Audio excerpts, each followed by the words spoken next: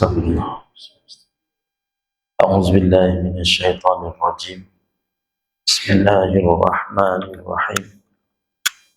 Assalamualaikum warahmatullahi wabarakatuh. Alhamdulillahi rabbil alamin. Wassalatu wassalamu ala asyrafil anbiya wal mursalin wa ala alihi wa sahbihi ajma'in. Subhanaka la ilma lana illa ma 'allamtana innaka antal alimul hakim. Rabbi shrah li sadri wa yassir li amri wa hlul 'uqdatam min lisani yafqahu qawli. Ya muallim Ibrahim al-hikmata 'allimna, ya mufahhim Sulaiman fahimna, fafahhamnaha Sulaiman wa kullan atainahu hukman wa 'ilma. وسخرنا مع داود الجبال يسبحن والطير وكنا فاعلين. يا رب سليمان ويا رب إبراهيم ويا رب موسى وعيسى ويا رب محمد صلى الله عليه وسلم أخرجنا من ظلمات الجهل والنسيان برحمتك يا أرحم الراحمين. اللهم زدنا علما وارزقنا الرحمة برحمتك يا أرحم الراحمين. اللهم نورنا بنور علمك وأبعدنا النسيان برحمتك يا أرحم الراحمين. اللهم ارزقنا فهم النبيين وحفظ المرسلين وإلهام الملائكة المقربين برحمتك يا أرحم الراحمين. والحمد لله رب العالمين. Alhamdulillah, sama-sama kita panjatkan bersyukuran kepada Allah Subhanahu wa taala. Keizinan daripada Allah Subhanahu wa taala, Allah menemukan kita lagi pada pagi ini. Mudah-mudahan kehadiran kita, pertemuan kita sentiasa di bawah rahmat Allah Subhanahu wa taala, dan kehadiran kita juga mudah-mudahan menjadi satu daripada amalan kebaikan bila mana kita bertemu kepada Allah Subhanahu wa taala suatu ketika nanti. Amin ya rabbal alamin. Ibu-ibu, ayah-ayah yang dirahmati Allah Subhanahu wa taala, sesuatu perilaku yang kita lakukan sesungguhnya di sana terdapat yang dinyatakan oleh Nabi SAW dengan keistimewaan yang Allah Ta'ala berikan, seperti mana yang Nabi menyatakan bahawasanya terdapat sesuatu masa yang kita lakukan, kita ini bersama dengan malaikat dan malaikat mendoakan kita. Dan satu di antaranya ialah bila mana kita ini ingin tidur pada waktu malam, ataupun pada bila-bila masa kita berdoa minta kepada Allah Subhanahu wa taala, yang mana dialah yang menghidupkan dan mematikan kita dengan doa. Dan sebelum kita itu berdoa dan tidur, maka diajarkan oleh Nabi SAW kita mengambil air sembahyang.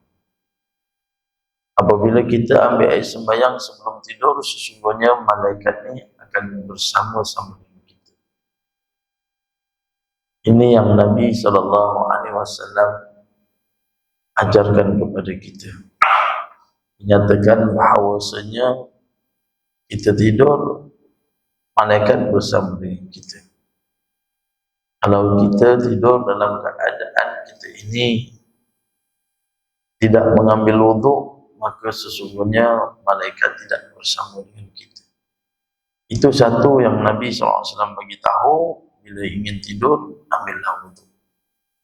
Yang kedua, yang saya nyatakan ini semua daripada hadis Nabi SAW. Yang kedua, Nabi SAW menyatakan apabila seseorang menanti di dalam rumah Allah Ta'ala untuk sampai kepada kefarduan waktu dalam solat, kita duduk seketika menanti azan, bermaksud di situ malaikat akan bersama dengan kita dan dia mendoakan ke atas kita. Itu yang kedua. Dan yang ketiga, Nabi SAW menyatakan malaikat mendoakan kita juga bila mana kita ini berada pada saf yang pertama waktu kita menunaikan ibadah solat. Nabi menyatakan bahawa sesungguhnya orang yang berada di saf pertama, kalau seandainya mereka mengetahui, Nabi menyatakan mereka akan sanggup untuk mengundi bagi mendapatkan saf yang pertama. Malaikat mendoakan orang-orang yang berada pada saf yang pertama. Mungkin ada di kalangan ibu-ibu, ayah-ayah bertanya, bagaimana orang yang berada dalam saf yang kedua? Maka Nabi menyatakan bahawa pada saf yang pertama. Kalau ditanya lagi, kedua tak dapat ke Ustaz? Nabi menyatakan pada saf yang pertama. Kalau ditanya lagi, cakap juga bahawa Nabi kata saf pertama. Tak faham kok? Allahu a'lam. Dan Nabi SAW beritahu juga orang yang membuat untuk saf yang kedua. Alhamdulillah. Rupa-rupanya kita ni bila mana ingin solat, Nabi mengajarkan kepada kita ini supaya ambil dalam saf-saf di hadapan. Tingkatan martabatnya kalau diukur daripada ucapan Nabi SAW, dia tidak sama. Sebab itulah ambil manfaat. Sebab malaikat doakan orang yang berada dalam saf yang pertama dan membuat saf yang kedua. Seterusnya Nabi SAW menyatakan yang malaikat ini juga akan bersama-sama dengan kita bila mana kita ini solat berjemaah, kita mengucapkan amin. Sesiapa yang solat berjemaah dia menyebut amin, maka malaikat waktu itu sama-sama menyebut amin. Perkenankanlah segala doa, permintaan yang kita mohon. Sebab tu sebahagian daripada doktor guru pondok dia ajarkan kat kita, bila mana imam membaca ayat suratul Fatihah pada ayat ke-7, sebelum kita menyebutkan amin, imam membaca waladhdallin, maka kita di belakang angkatkan doa, Rabbighfirli waliwalidayya, Rabbighfirli waliwalidayya. Ya Allah, ya Tuhanku, ampunkanlah dosaku dan dosa kedua ibu bapaku. Maka kita pun menyebut amin masa habis Fatihah, maka malaikat pun menyebut amin, doa tu untuk kita panjatkan kepada Allah Ta'ala. Di mana lagi yang Nabi SAW ajarkan kat kita, bila mana kita ini membuat suatu perbuatan malaikat bersama dengan kita, ialah apabila kita berada di dalam wirid kita. Selepas kita menunaikan ibadah solat, kita berwirid. Malaikat pun sama-sama berwirid, berzikir kepada Allah Ta'ala. Semalam pun kita dah dengar di kalangan kaum bapa apa yang disebutkan, dibacakan oleh imam ataupun khatib dalam khutbah Jumaat yang mengajak kepada kita ini menyahut seruan daripada Allah sendiri di dalam Al-Quran tidak kurang daripada 300 kali. Kalau tuan-tuan dengarlah khutbah semalam, Allah nyatakan dalam Al-Quran hampir 300 kali agar kita ini untuk mengingati Allah. Dan mengingati Allah itu terbagi kepada dua, dinyatakan semalam, yaitu yang khusus dan juga yang umum. Jadi kita ini telah melakukan suatu ibadat bersama dengan para malaikat. Sebab tu diajarkan kepada kita setiap hari kita jangan tinggalkan untuk kita ingat Allah Ta'ala. Kita tak tahu bila mana kita ini hidup, berakhir kita bagaimana, kita tak tahu. Sebab ada suatu kisah yang berlaku di zaman Nabi Musa alaihissalam. Di zaman Nabi Musa alaihissalam, Nabi Musa ini diminta untuk didoakan padanya. Siapa yang mendoakan padanya? Yaitu Bal'am. Bal'am, dia ini telah berdoa kepada Allah Ta'ala. Kenapa dia berdoa? Semata-mata kerana di antaranya ialah Fir'aun dan pengikutnya, di antaranya Haman. Mohon pada dia supaya mendoakan Nabi Musa alaihissalam ini biarlah dia mati sewaktu Nabi Musa alaihissalam ingin masuk dalam bumi Mesir. Nabi Musa alaihissalam lahir di Mesir, kemudian dia pergi ke Palestin, sampai ke Palestin, dan sebahagian daripada kisah tersebut Nabi Musa berkahwin dengan anak Nabi Shu'aib alaihissalam, anak perempuan dia. Nabi Musa bawa satu tongkat dan pelantikan Nabi Musa alaihissalam oleh Allah Ta'ala apabila dia menjadi Rasul. Bila Allah perintahkan, dia tanya kepada Nabi Musa, apa yang ada di tangan kamu? Maka dia menyatakan bahawa inilah di antara tongkat yang sentiasa berdamping dengan dia. Dia dibandingkan minta oleh Allah Ta'ala, campakkan. Air dia campak, Nabi Musa terkejut menjadi ular. Dan apabila perintah Allah Ta'ala supaya mengambil kembali dengan memegang ekor ular, maka Nabi Musa pun memegang kembali menjadi tongkat. Sesungguhnya Allah mengajar kepada Nabi Musa supaya dekatkan diri kamu, mengharap diri kamu ini kepada Allah, bukannya kepada sesuatu benda. Dan Nabi Musa alaihissalam diperintah oleh Allah SWT pergi ke mana? Pergi ke Mesir. Dan kabarnya bahawa Fir'aun mengetahui dengan hajat Musa untuk datang ke Mesir, dan dia tak nak. Fir'aun tak nak, dan dia minta supaya membuat halangan. Namun demikian semua tidak boleh menghalang kecuali doa daripada Bal'am. Bal'am inilah orang yang alim, orang yang abid, dan dia minta supaya dia mendoakan ke atas siapa? Fir'aun ini mati. Dan datanglah di antara pengikut-pengikut Fir'aun ini datang kepada Bal'am dan dia suruh doa. Kata Bal'am, sesungguhnya aku tidak boleh mendoakan. Kenapa?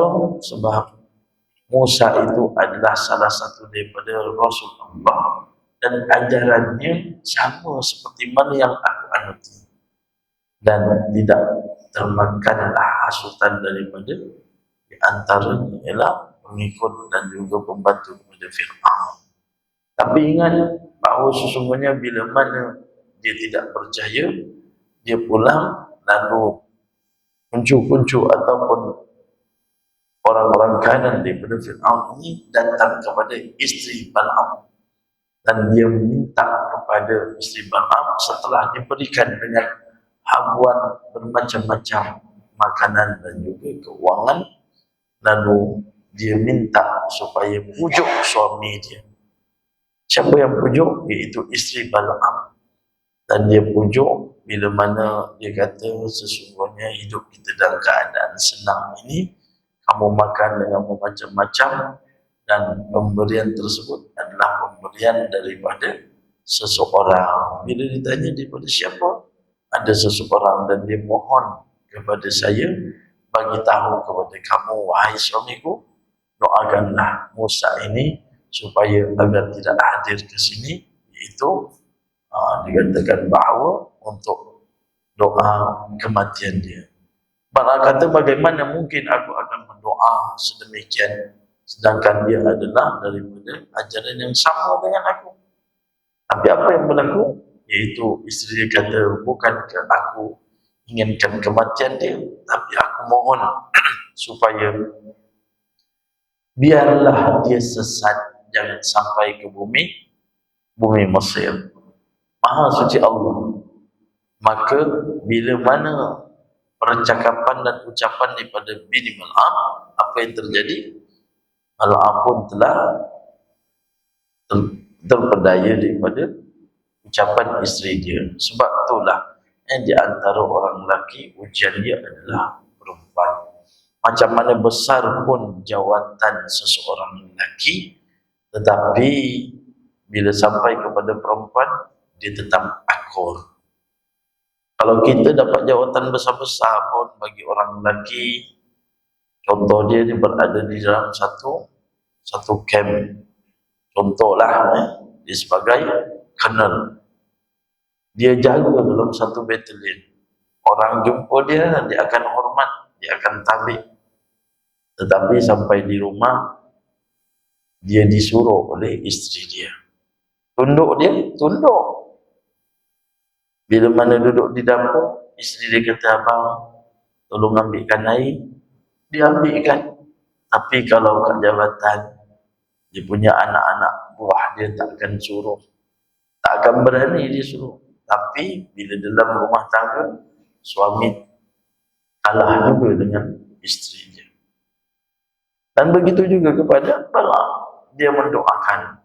Tahu tak apa yang berlaku?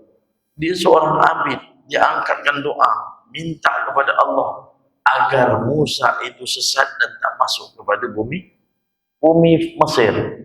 Takdir Allah, bila dia mendoakan dengan sesuatu yang tak baik kepada utusan Allah, dalam angkat doa dia kepada Allah, Jibril datang tarik dia punya lidah dia tarik sehingga Bal'am ini mati. Nak cerita apa? Bahawasanya kehidupan kita dan keadaan kita buat baik ni pun, kita minta, panjatkan doa pada Allah, jangan sampai sekali-kali penghujung hayat kita ini keadaan kekufuran. Saya memberi motivasi pada satu sekolah, guru penolong kanan HEM, dikisahkan bahawa seorang hamba Allah remaja berlaku kemalangan di antara persimpangan 4 traffic light. Dia jatuh dan dia ini dilenggik, kaki dia ini dilenggik, sebelah pinggang kena lenggik dengan sesuatu kenderaan yang berat sampai hancur, perut dia hancur. Hidup dia, tetapi hidupnya seketika dia tak mati terus. Berlainan orang yang kena lenggik, kepala dia, dada dia. Sebab apa? Di situ ada jantung yang pam darah. Tapi yang ini dilanggarkan, jantung itu masih lagi bergerak. Tahu tak ucapan daripada remaja tersebut? Dia menyatakan sakitlah, tapi sakitlah bukan dia ucap itu saja, tetapi dia cakap sakitlah bab 1, sakitlah bab 1. Tahu tak bab 1? Tahu kan? Tak tahu. Beralif baya. Sakitlah beralif baya, sakitlah beralif baya. Ucapan dia tu. Kawan-kawan dia datang, ajak kamu mengucap. Syahadah. Dia kata sakitlah, tahu tak sakit. Waktu itu Allah tutupkan untuk kalimah-kalimah yang baik tak ada. Akhirnya perginya dia ini dengan ucapan itulah air sekali. Sakitlah bab satu aja. Dan kita khawatir kehidupan yang penghujung kita takut. Nah, sebab itulah ibu-ibu ayah-ayah kita ambil perhatian yang mana Nabi bagi tahu ada sesuatu perlakuan yang kita buat sewaktu itu malaikat bersama dengan kita. Tadi saya dah bagi tahu ada beberapa waktu. Dan ada lagi, ada.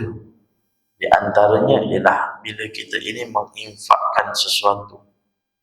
Apa-apa sahaja yang kita infakkan untuk kebaikan. Malaikat waktu itu didoakan kita. Doakan kita. Waktu kita infak tu, mintalah pada Allah Subhanahu Wa Taala apa yang kita mohonkan. Allah nyatakan dalam Al-Quran banyak di antara sesuatu yang Allah beri tanpa engkau ketahui. Allah nyatakan dalam Al-Quran banyak,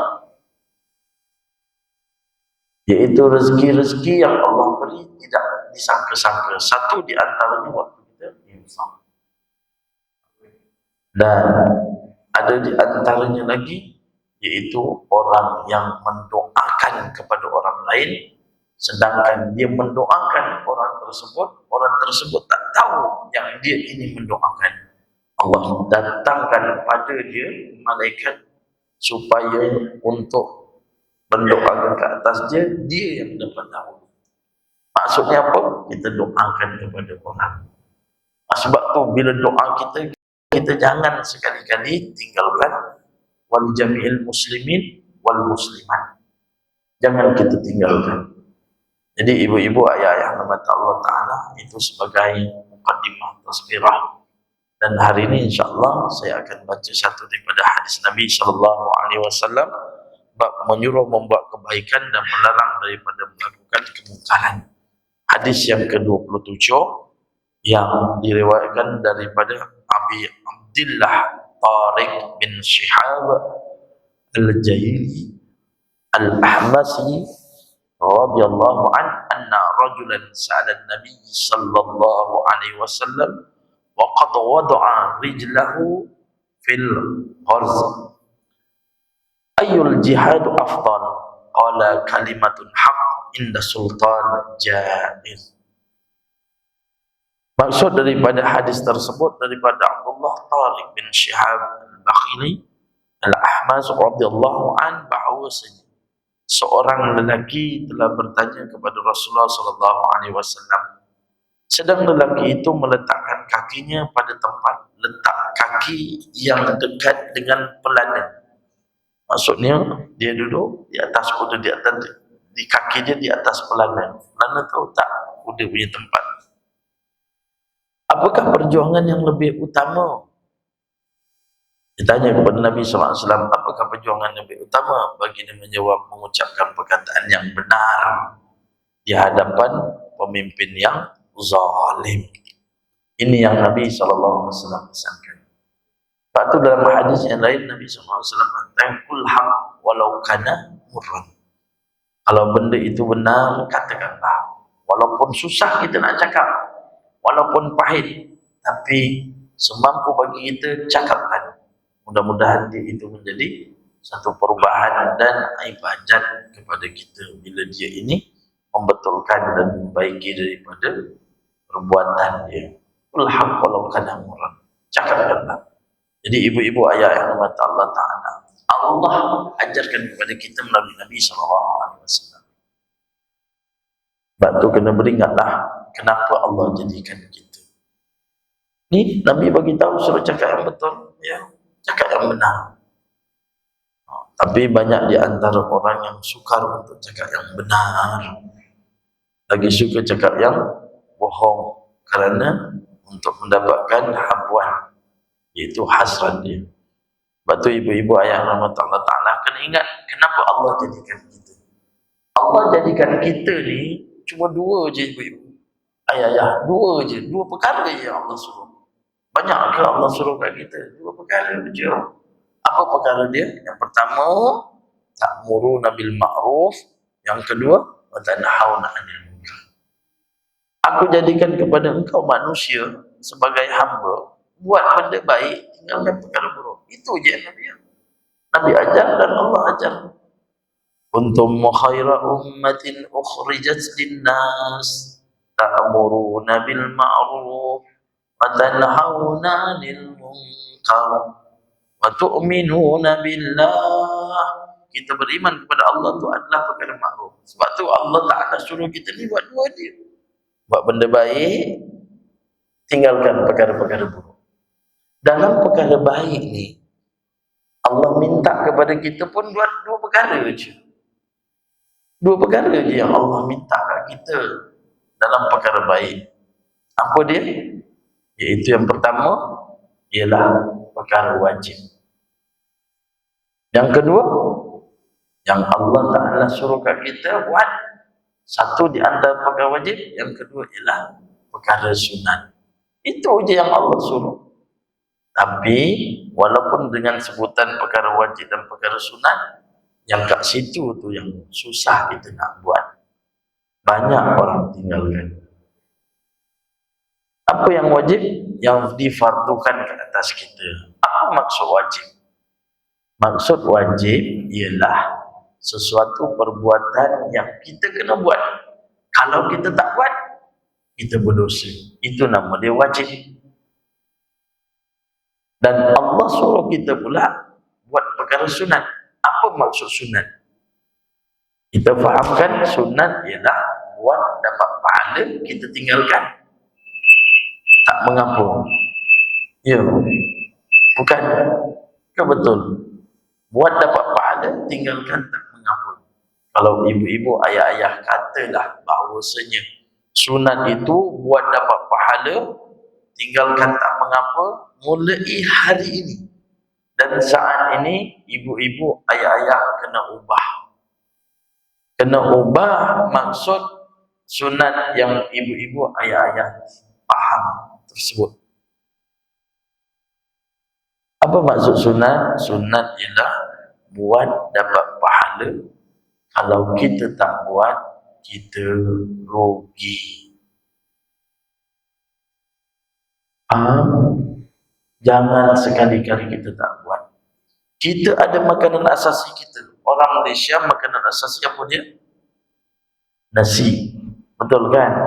Kita memang kat sini memang makan gandum. Orang Malaysia makannya ialah nasi. Kalau kita pergi ke Arab Saudi, makanan dia ialah roti. Roti ni dia buat daripada tepung. Tepung apa? Tepung gandum. Kalau kita pergi ke negara Pakistan ke, pergi ke Bangladesh ke, pergi ke India, makanan dia apa? Roti. Chapati tu. Cuba kita kat Malaysia ni makan roti, jangan makan nasi. Nak tengok muka dia jadi macam mana? Dia tak boleh. Tak boleh. Macam mana pun dia nak makan nasi. Sebab makanan asasi adalah nasi. Kalaulah makanan asasi itu adalah perkara yang wajib, kita kena makan. Sebab dah dilahirkan makan dengan nasi. Itulah makanan asasi. Tengah hari ni cuba makan nasi bersama dengan air masak. Agak-agaklah makan ke tidak? Makan. Sebab apa makan? Sebab dah lapar. Lapar, makanlah juga. Sebab tu orang kita makan dia kena ada dia punya aksesori dia. Sebab saya tengok YouTube kadang saya tengok orang-orang Indonesia dia makan benda yang kering-kering. Apa perasan tak orang Indonesia dia makan kering-kering? Dia makan ikan sama dengan nasi pun dia boleh makan. Kita pula kalau makan dia kena berkuah. Kalau tak datang kuah tu macam tak boleh nak telan. Kuah-kuah dan aksesori itu dengan sayur, dengan ikan, dengan lauk-lauk yang lain tu adalah perkara-perkara sunat. Cuba makan dengan nasi, dengan air je. Boleh makan, boleh makan. Besok boleh makan, boleh. Boleh makan. Kuranglah sikit. Hari ketiga boleh makan, boleh. Boleh apa? Boleh belah, dia tak makan lagi dah. sebab dia nak cari aksesori itu. Dan kita ni lah sunat benda tu kena buat. Perkara sunat tu kena buat untuk aksesori kita, sebab kita tak tahu dengan perkara wajib tu pun banyak kekurangan yang kita buat. Dalam wajib kita banyak kita cacat. Maha suci Allah. Sebab tu itu yang diperintahkan oleh Allah Ta'ala. Kita ini suruh buat baik, tinggalkan perkara buruk. Dalam perbuatan baik itu ada wajib, ada sunat. Buat yang wajib dan jangan tinggalkan sunat tu kita kena buat. Sebab apa? Kalau tak buat, kita rugi. Kita rugi. Ruginya bila? Bila kita dah tak ada. Dan tak ada tu yang teramat rugi. Sebab itulah diajarkan kat kita oleh Nabi SAW benda-benda yang baik-baik untuk kita buat. Satu perbuatan yang berat yang Nabi SAW bagi tahu ni, nak bagi tahu pada pemimpin yang zalim, tetapi ada orang di antaranya untuk cakap kepada pemimpin dengan perkataan-perkataan yang baik bukan mudah. Sebab apa? Kedudukan dia, takut tegukan, kena periuk nasi dia. Tapi kalau kata benda itu adalah salah, katakanlah salah. Jangan sampai dia menyatakan bahawa benda itu jadi benar walaupun dia adalah salah. Pengajaran daripada antara kewajipan yang ditinggalkan oleh Rasulullah SAW ke atas umatnya ialah jihad fi sabilillah, sambil berazam untuk melaksanakan. Ibu-ibu, ayah-ayah, tengok Allah ajarkan kepada kita dengan fi sabilillah. Doa daripada Tok Imam tadi untuk siapa? Untuk saudara-saudara kita ke sana. Fi sabilillah.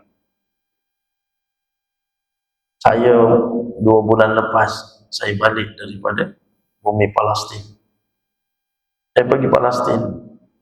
Saya pergi ke Jerusalem. Alhamdulillah, takdir Allah Ta'ala, saya dapat masuk ke Jerusalem dan saya dapat masuk Masjidil Aqsa. Saya dapat sembahyang di Masjidil Aqsa. Saya berada di Dome of the Rock, iaitu batu yang terangkat ketika Nabi di Isra Mi'rajkan. Besar, ibu-ibu, ayah-ayah, kata Allah Ta'ala, batu yang terangkat itu besar. Lebih kurang besar dia sebesar 4 tiang masjid. Kalau tengok tiang ni 1, 2, 3, 4, macam ni lah batu ni punya besar. Dia terangkat dan dikepung. Dan kita masuk di dalam Dome of the Rock tu, batu tersebut tinggi dia pada dada saya. Dan nak pegang batu tu tak boleh sebab dah dikepung. Saya masuk ke situ. Orang-orang sana, tuan-tuan, di Jerusalem, kawasan Jerusalem tu adalah di antara kawasan yang adanya Baitul Muqaddis. Sebab di Palestin ni dia terpecah kepada 3.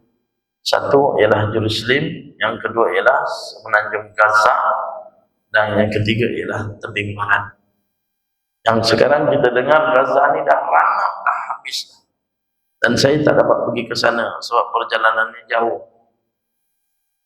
Jadi satu tempat ke satu tempat tu agak sukar. Dan jalan dia bukan semua kita boleh lalu. Sebab kawasan Palestin ini telah dijaga ataupun dah ditawan oleh orang-orang Zionis Yahudi ini. Kalau kita tengok jalan raya depan ni, jalan raya besar ni, sampai satu simpang, kita boleh masuk ke mana? Boleh pergi masuk Bukit Rambai dan kita boleh pergi ke jalan terus ni pun pergi Bukit Rambai juga kan. Kalau kita ni jalan di sana untuk ke terus saja, itu adalah untuk orang-orang Yahudi. Orang Palestin dia kena belok sebelah sini. Dia tak boleh lalu jalan sana. Kereta dia pun berbeza sebab kereta dia akan letakkan flat dan ada lambang. Dan dia tindas orang-orang Palestin. Dan orang Palestin dia tidak takut. Saya bagi tahu ibu-ibu, ayah-ayah, dia tidak takut. Yang takut siapa? Yang takut kita. Kita yang takut. Saya turun subuh. Sebelum subuh saya turun, lalu daripada lorong-lorong, polis Israel dah tahan dah. 3-4 orang dah tunggu tepi tembok dah. Orang Palestin remaja ditahan dan diangkat tangan dia letakkan dinding. Dia cek. Saya tengok sendiri di depan. Sebab lepas daripada sekatan tu, saya bersama dengan beberapa orang. Bila saya lalu je dalam keadaan berdebak juga, dia tengok muka dia pandang, memang pandang tak puas hati je lah. Tengok kita saya jalan terus, alhamdulillah dapat masuk terus. Tapi orang Palestin di depan cek pun dia tak rasa takut. Sebab apa? Sebab dia ini telah dijajah hampir dekat 70 tahun. Kalau ikutkan hasrat dia sebelum 7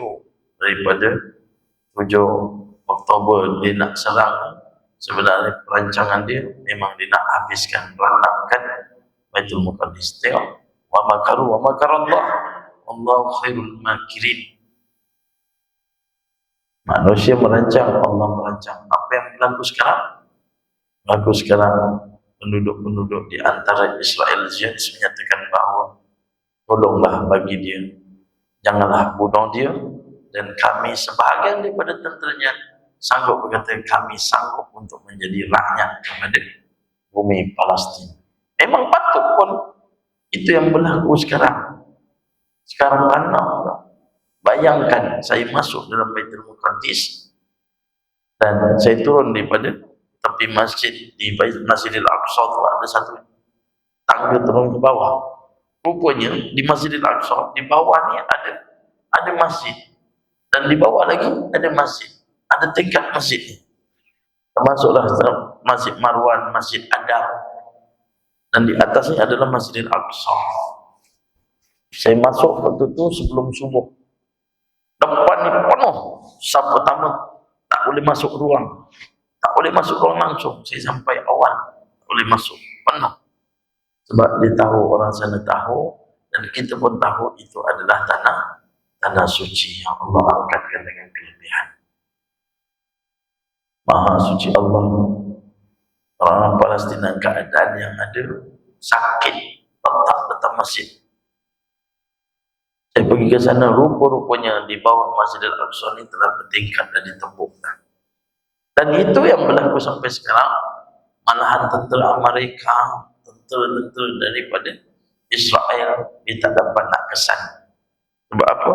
Di bawah ni, yang tentera keluar daripada Hamas ni pun hanya 40% saja. 60% lagi dia belum keluarkan lagi. Persediaan dia bukannya sekejap, 70 tahun. Dan dalam dia lebih kurang hampir dekat 50 meter.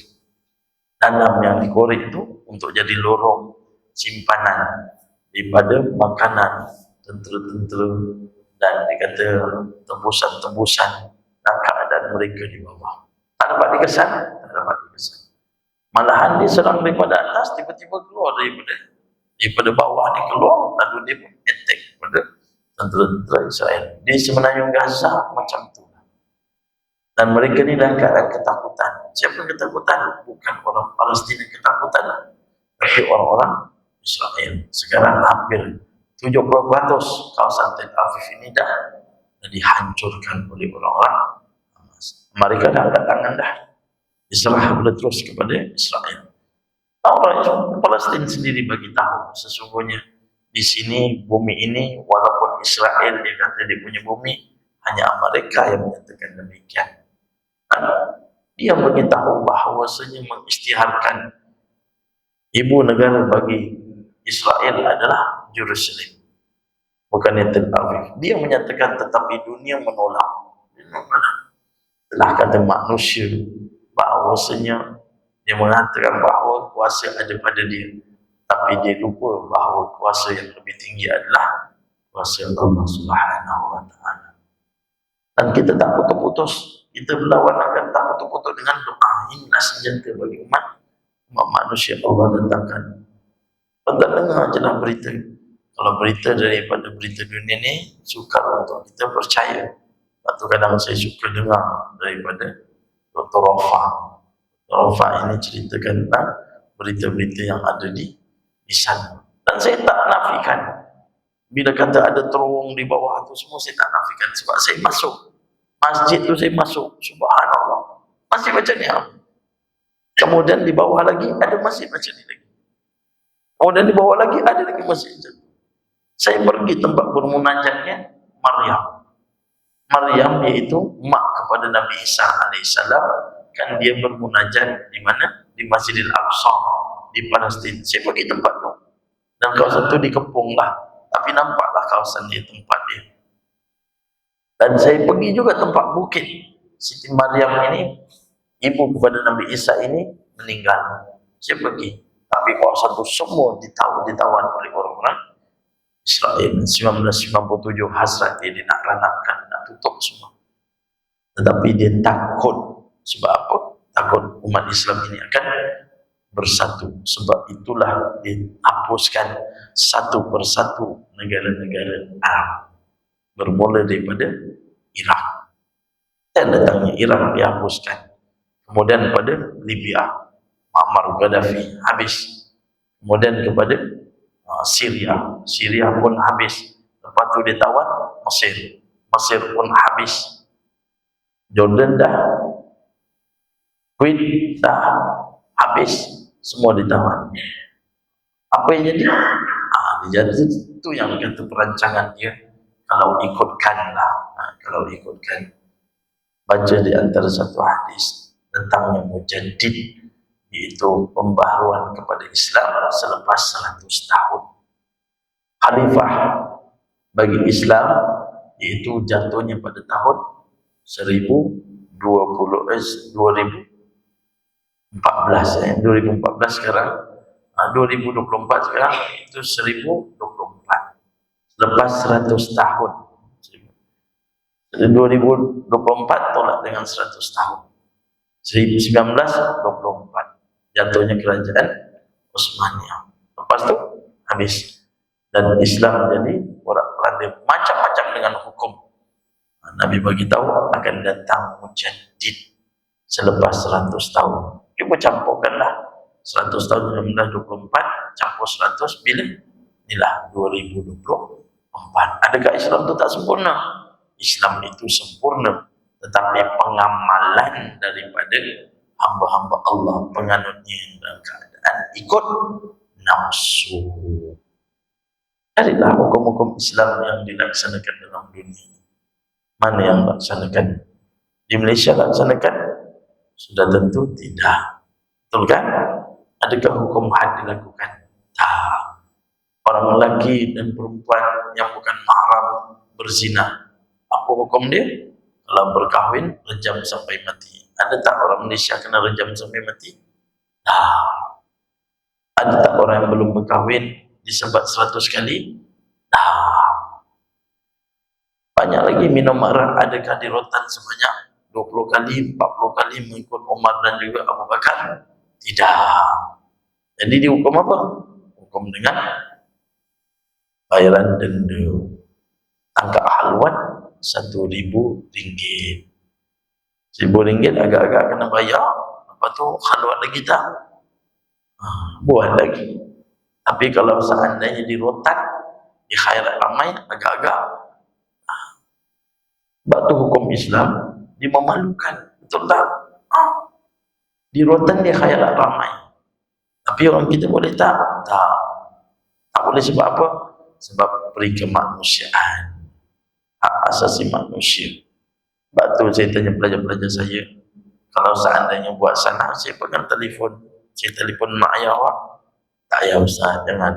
Ustaz nak pukul-pukul, saya rela dipukul daripada bagi tahu ayah. Kenapa? Kalau bagi tahu ayah, saya kena lagi. Dia kena lagi. Saya cakap, awak kalau sana, saya bawa ke perhimpunan. Oh, jangan Ustaz, jangan. Sebab apa? Jatuh maruah saya. Tapi kita buat, sekali kita buat, jangan buat perangai macam ni. Dah bagi tahu perhimpunan kumpul, kamu tak kumpul, ni di antara pelajar. Lepas tu tak buat, takut, malu je. Itu kaum Islam, ya. Tapi boleh tak? Tak boleh. Kalau boleh pun tak lama lah. Tak lama pun, tak lama lah cikgu tu kat situ. Kena pindah macam-macam hal.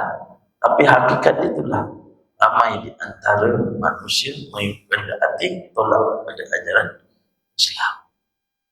Jadi ibu-ibu ayah yang rahmat Allah Ta'ala, semangat jihad orang Palestin, waktu orang Rusia berperang dengan orang Afghanistan, Saya pergi ke Pakistan dulu, saya sampai ke pondok-pondok. Saya datang untuk belajar ke sana, semula Quran. Ulang Quran. Beberapa orang ke sana, Taliban saya jumpa sahabat-sahabat saya ke sana waktu di madrasah. Kening tinggal setengah, kening setengah, sebelah penuh, sebelah ni tinggal setengah aja. Yang satu ni mulut dia ni koyak habis ni, mulut dia macam panjang. Saya kata ni kenapa? Saya kata ni kenapa? Dia kata jihad fisabilillah. Kamu pergi perang. Dia kata tujuan hidup untuk apa? Saya kata tujuan dia. Dia kata darah aku ni, aku rindu satu je, rindu untuk syahid. Allah Akbar. Kita ada berperang? Tak. Boleh kita dapat syahid? Boleh. Macam mana dapat syahid? Kita datang rumah Allah Ta'ala. Kematian kita di rumah Allah Ta'ala. Maha suci Allah. Kita dapat tak satu WhatsApp seorang hamba Allah meninggal 27 Rejab? Orang biasa, dia bukan orang yang beramal sungguh-sungguh, tak. Meninggal 27 Ramadan. Selepas berbuka waktu solat Isya. 27 Ramadan waktu solat Isya. Sewaktu sujud menghadap Allah SWT dia pergi. Subhanallah. Kita tahu kan waktu bulan puasa Allah bukakan hijab doa. Ini terus direct kepada Allah Ta'ala. Yang meninggal waktu itu orang biasa? Ya, orang biasa. Siapa dia? Meletakkan diri dia untuk rumah Allah. Jadi khadam. Dia jadi khadam. Dia memperhambakan diri dia kepada Allah, duduk rumah Allah. Kerjanya tukang bersihkan masjid, kemudian tukang masakkan. Ada satu masjid, dia ada sudut masak dia. Sini saya tak nampak lah, tapi ada setengah-setengah masjid. Saya tengok kat Pulai dia ada dapur dia. Memang ada periuk semua dia. Jadi pakcik ni tukang masak aja. Kalau ada majlis apa-apa, derma daripada siapa-siapa untuk tu, dia tanya, pakcik cukup? Cukup. Dia kata, sikit cukup, banyak pun cukup. Dia jawab cukup je. Kerjanya tukang masak, memberi makan. Tak cukup, dia tambah untuk dia. Rupa Allah angkatkan kepada dia. Meninggal pada bulan Ramadan 27 Rejab. Sewaktu salat, sedang sujud. Apa lagi pakej yang kita nak? Allah Ta'ala angkatkan dengan kemuliaan dia. Bihusnil khatimah. Sebab itulah kita nak berjihad, dia jihad untuk pergi rumah Allah Ta'ala. Tapi ramai tak yang syahid? Kita sekarang berjihad, kat luar sana ramai yang syahid atas katil. Sebab apa? Sebab cuti kan? Cuti. Kemudian kita tengok jihad yang paling utama ialah berkata benar, qaul haq, terutamanya terhadap pemerintah yang menyeleweng. Jihad terbagi kepada beberapa martabat, yang di antaranya jihad bagi jihad dunia, ada jihad akhirat. Dan seterusnya yang keempat, amar ma'ruf adalah salah satu martabat jihad. Buat perkara-perkara baik adalah jihad dalam memberi nasihat. Kita disuruh menjaga kesopanan supaya nasihat yang diberikan dapat diterima. Kalau kita nak cakap pun kena berhati-hati. Takut ada di antara orang yang mudah terasa. Termasuk ikutlah saluran dia. Nak cakap tu kita cakap ikut saluran. Kita tak boleh terus luahkan. Sebab orang pun ada maruah dia. Tapi ada orang yang sedemikian. Dia suka orang kan jatuh. Sebab tu kita tengok di Malaysia ni, ada di antara ustaz-ustaz terangkan benda-benda yang baik. Ada tak orang tak suka? Ramai. Macam saya ni, kuliah saya kan, tak berhenti-henti. Ada tak orang tak suka? Ramai juga yang tak suka. Kalau berhenti, dia suka. Jadi saya rasa cukup dah sekarang ni, kita berhenti je lah. Memadamkan dah 7.25, kita berhenti. Saya doakanlah ibu-ibu, ayah-ayah, mudah-mudahan Allah beri kesihatan yang baik. Sebenarnya kelas saya semua saya cutikan. Saya cutikan semua kelas saya. Dah seminggu dah. Inilah suara saya baru keluar ni. Alhamdulillah. Dan saya memang rindu datang atas sini.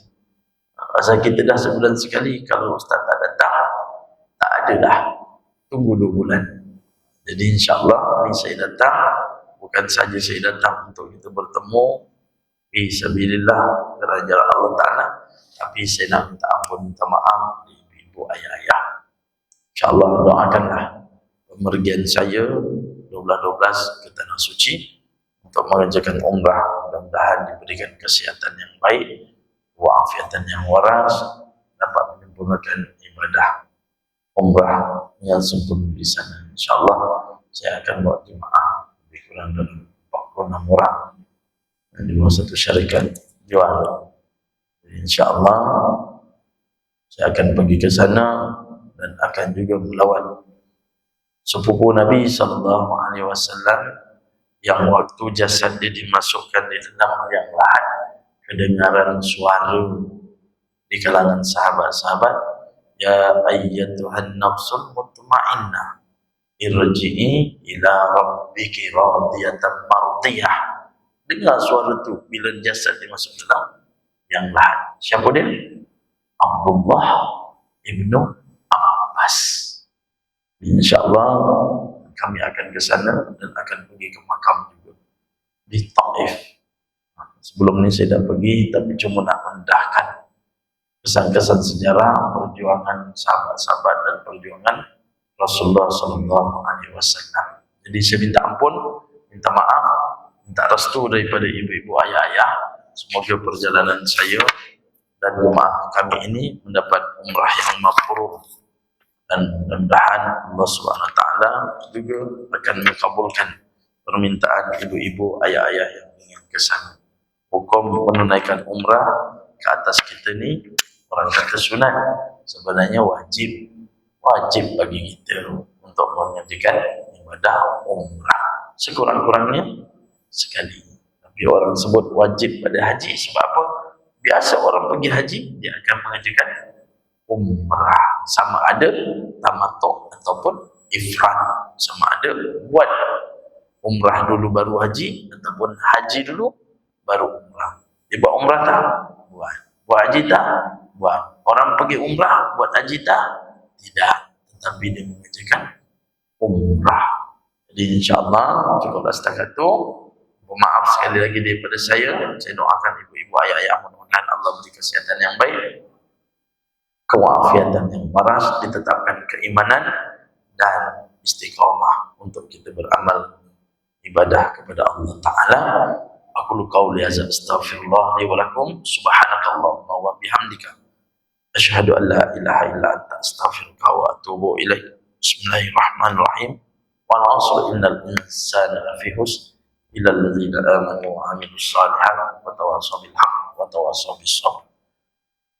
Alhamdulillahirabbil alamin wassalatu wassalamu ala asyrafil anbiya wal mursalin wa ala alihi wa sahbihi ajmain. Allahumma ja'al jam'ana hadza jam'an marhuma wa tafarruqana min ba'di tafarruqan ma'suma. Allahumma afina min kulli bala'i dunya wa azabil akhirah wa syarrid dunya wa syarril akhirah. Ghafarallahu lana wa lakum ya karim bi rahmatika ya arhamar rahimin. Wa sallallahu ala sayyidina Muhammad wa ala alihi wa sahbihi wasallam. Alhamdulillahirabbil alamin. Assalamualaikum warahmatullahi wabarakatuh.